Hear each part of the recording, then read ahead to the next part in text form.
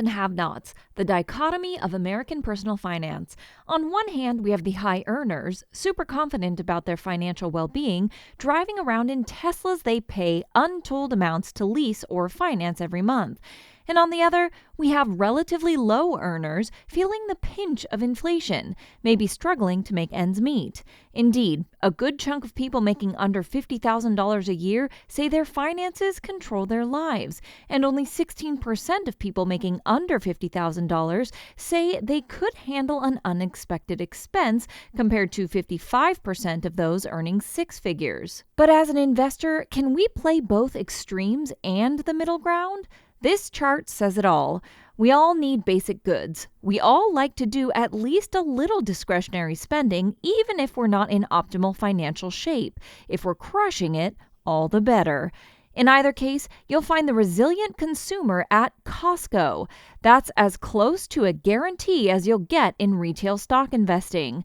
You'll find the ones struggling to make ends meet at the discount dollar stores. You won't find them, or at least you won't see them spending as much, at Walmart and Target. However, there is a relatively affluent category of consumer you might find at Walmart or Target. As indicated in Walmart's recent earnings call, where the company beat analyst expectations, it's the six-figure earner looking to save a buck on items such as food drawn to the retailer because of its low-cost reputation. The bottom line is this: if you're a long-term investor, it might make sense to scoop up shares of Walmart and Target on weakness if you haven't already. Even though they're both massive in size and scale, they're nimble during uncertain times. Plus, Target is a dividend aristocrat, having increased its quarterly payout to shareholders for 51 years in a row. Walmart isn't far behind at 49 consecutive years, so you get paid to ride out some of the recent downside.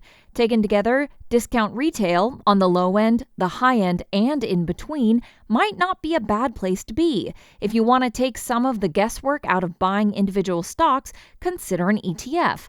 Costco and Walmart comprise roughly 15% of the VanEck Retail ETF's holdings. The fund also owns meaningful stakes in Target, 4.4%, Dollar General, 3.2%, and Dollar Tree, 1.8%, as percentages of its overall portfolio.